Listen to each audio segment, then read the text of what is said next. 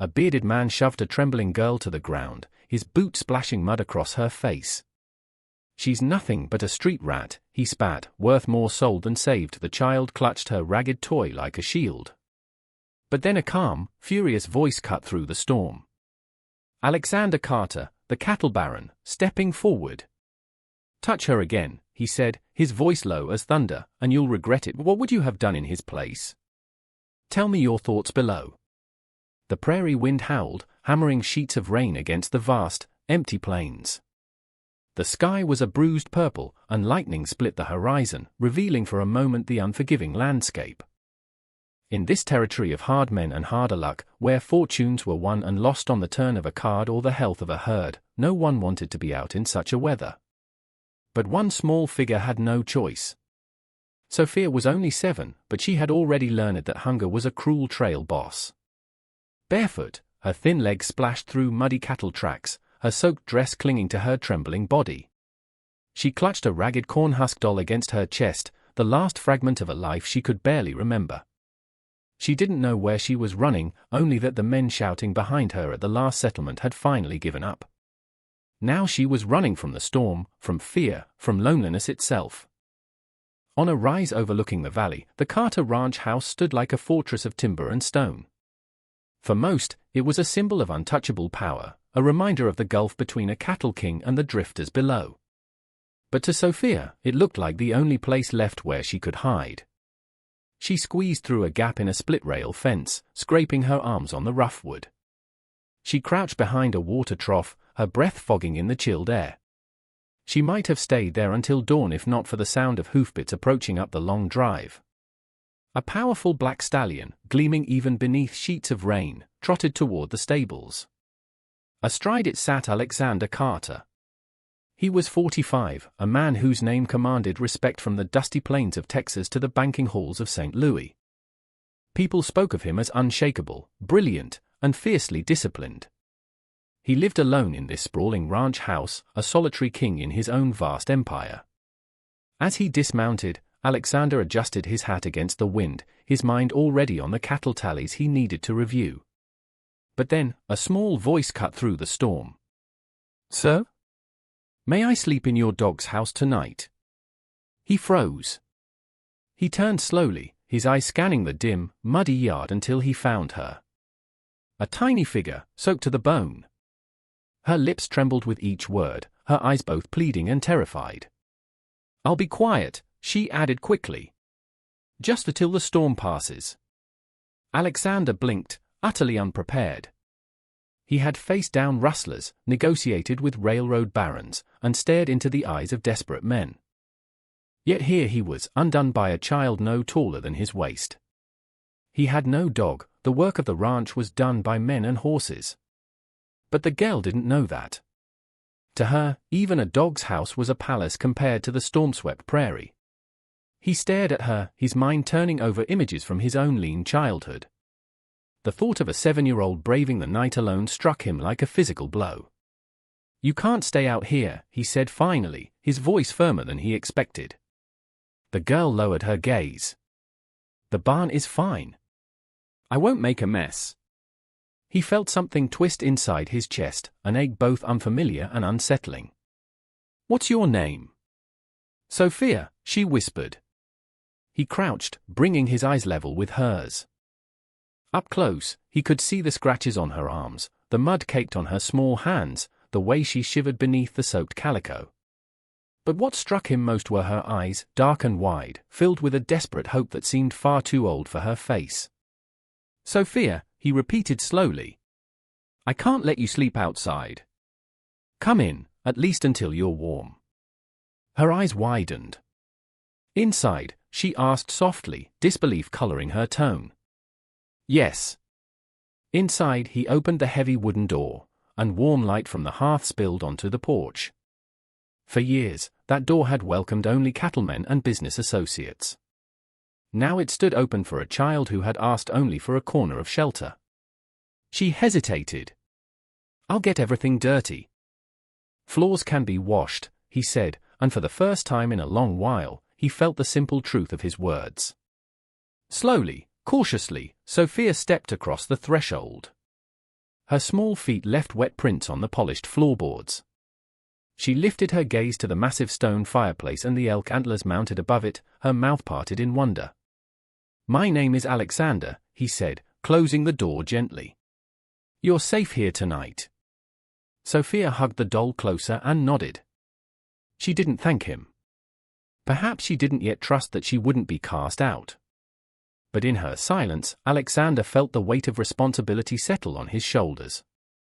The storm roared on, but inside the ranch house, a fragile calm began to bloom.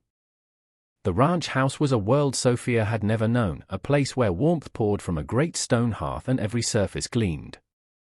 She stood just inside the door, dripping onto the floorboards, unsure what to do next. The scent of wood smoke, leather, and brewing coffee hung in the air. Alexander led her past heavy oak furniture and Navajo blankets draped over chairs. He opened a door to a small washroom, where a large copper tub sat waiting. He called to his housekeeper, a stern but fair woman named Martha, to bring hot water.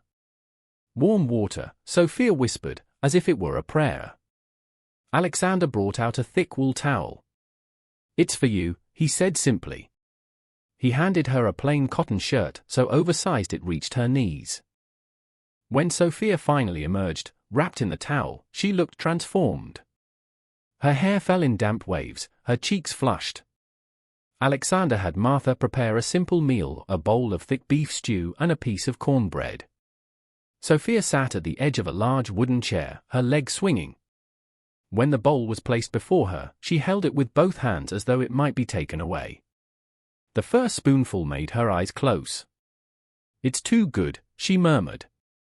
He watched silently as she ate, noticing her slip a piece of the cornbread into her pocket when she thought he wasn't looking. Old habits of survival. When she began to sag with exhaustion, she asked timidly, "Can I sleep by the fire? I promise I won't be any trouble." "You'll sleep in the guest room," he replied, his tone leaving no room for argument. He led her up the stairs to a room with a large bed, covered in a thick patchwork quilt. "It's too big," she whispered, staring at it as if it were a cloud. "It's yours tonight," Alexander said. He heard her small voice in the dark. "Thank you, Mr. Alexander." That night, Alexander sat in his study, surrounded by ledgers and maps of his land, but he couldn't concentrate. For the first time in years, he questioned whether his vast ranch, his towering success, his endless solitude, had ever been enough. The next morning, Alexander decided she needed proper clothes. They rode into the nearby town in his buckboard. Sophia pressed herself against the seat, eyes wide at the sight of the dusty main street, the saloon, and the general store. When Alexander guided her into the mercantile, she hesitated, overwhelmed. She picked the plainest items she could find, a simple calico dress, a pair of sturdy boots. "These are enough, Mr. Alexander. You don't have to spend so much." He placed a hand on her shoulder. "Sophia, you deserve more than enough." It was then that shadows from her past re-emerged. As they walked outside, Sophia's body stiffened. He followed her gaze to where three rough-looking men leaned against the assayer's office, their eyes locked on her.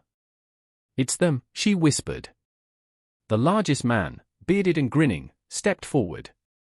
"Looks like you found our little runaway." "She's with me," Alexander's voice cut through the air, sharp as glass. "She belongs to us," another sneered. "Ran off from the orphanage back in Dusty Gulch. There's a reward for her return." Alexander felt a fury rise, raw and unfamiliar. "She's a child," he said, his voice steady, though his pulse thundered. "You will not come near her again." The men laughed, loud and mocking. Townsfolk glanced but quickly looked away. He pulled Sophia behind him. "We can make her disappear," the bearded one said, his voice low. "Unless you'd like to make it worth our while." Alexander reached into his pocket and threw a few silver dollars into the dust. "Take that and ride out." The men scooped up the coins, but their smiles only grew sharper. "Money won't change what she is," one of them said. "Stray dogs always find their way back to the street." Back at the ranch, Alexander knew those men would not simply vanish. That evening, a buggy arrived carrying the local preacher and his wife, Mrs. Gable, a woman with kind eyes but a firm belief in propriety. She explained the procedures for orphans, the slow machinery of the territorial authorities. Later, his sister, Evelyn, arrived unannounced by stagecoach from Boston. "Alexander, what madness is this?" she demanded. "A child from the streets? Do you realize the scandal? The danger?" To Evelyn, everything was about the family name, the empire they had built. But when Alexander looked at Sophia, her small frame pressed against a large armchair, he knew he had already chosen. The prairie had left its shadows on her, but he would not let it take her back. A few days later, while Alexander was in a meeting with his foreman, Sophia accompanied Mrs. Gable to the town doctor for a checkup. Hours later, a boy on a pony galloped up to the ranch, his face pale. He carried a frantic, scribbled note from Mrs. Gable. "Alexander, they took her." The words tore through him. 3 men had cornered them outside the doctor's office, dragging Sophia into a wagon. They left a note demanding a ransom, $500, or she would be sold to a saloon owner in the lawless territories. Alexander felt a cold fury settle into his bones. He sent a rider for the marshal but knew they'd be long gone by the time a posse was formed. He saddled his stallion, stuffing a bag with cash and strapping his colt to his hip. He would not let them win. He found them at an abandoned line shack miles out on the prairie. Inside, Sophia was tied to a chair, her face pale but her eyes defiant. "Mr. Alexander," she whispered, relief flooding her voice. "Let her go," he demanded. The bearded man laughed. "The money first, Carter." Before Alexander could move, Sophia's voice cut through the tension. "You can't sell me," she said calmly. "Because I know who you are." The men froze. "I heard you talking," she continued. "Your name is Jedediah Smith. You got a wife and 2 boys back in Willow Creek. And you," she said, turning to the second, "your ma runs the boarding house in town. She'd be real sad to know what her boy's been up to." The room shifted. Their confidence faltered, exposed by the precision of a child's memory. In the distance, the sound of hoofbeats grew louder. "The marshal's posse." "This ain't over," Jedediah snarled, cutting Sophia's ropes before bolting out the back. Alexander rushed forward, gathering Sophia into his arms. She clung to him with desperate strength. "I knew you would come," she whispered. He held her close, his throat tight. "No one will ever take you from me again." 6 weeks later, the Carter Ranch no longer felt like a monument to isolation. It echoed with laughter. On the morning of the hearing before the circuit judge, Alexander stood before the mirror, adjusting his string tie. Today, Sophia would officially become his daughter.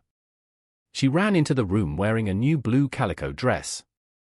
"Do I look all right?" "You look perfect," he said, kneeling to meet her eyes. In the dusty town courthouse, when the judge asked her where she wanted to live, she answered with unwavering certainty. "With Mr. Alexander. With my pa." The word hung in the air.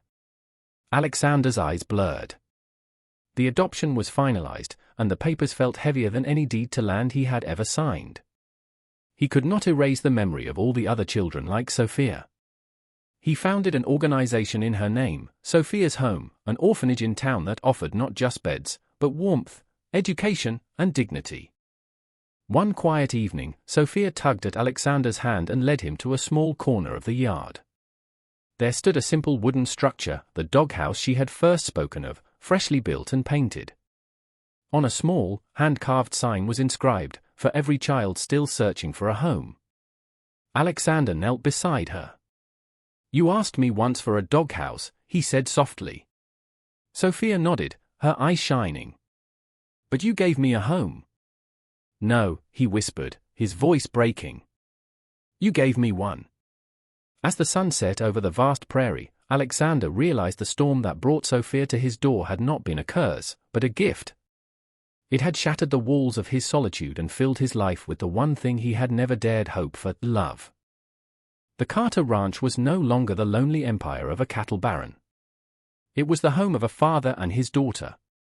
From the night Sophia appeared in the storm to the day she called him Sapa, this story has carried us through hardship and triumph. What began with a plea for a doghouse became a journey that redefined home, family, and courage. Alexander, a man of power and solitude, discovered his true wealth was not in his land, but in the love of a little girl who finally knew she belonged. Together, they built a legacy, a promise that even in the harshest of lands, compassion can rise stronger. Their story reminds us that family is not just blood, but the people who choose each other against all odds. If this story touched your heart, I'd love to hear what part resonated with you most. Share your thoughts in the comments below, because your voice matters here. And if you want to keep hearing stories that remind us of our shared humanity, be sure to subscribe and join our community. Your support allows us to keep telling powerful stories like this one, spreading messages of hope and love.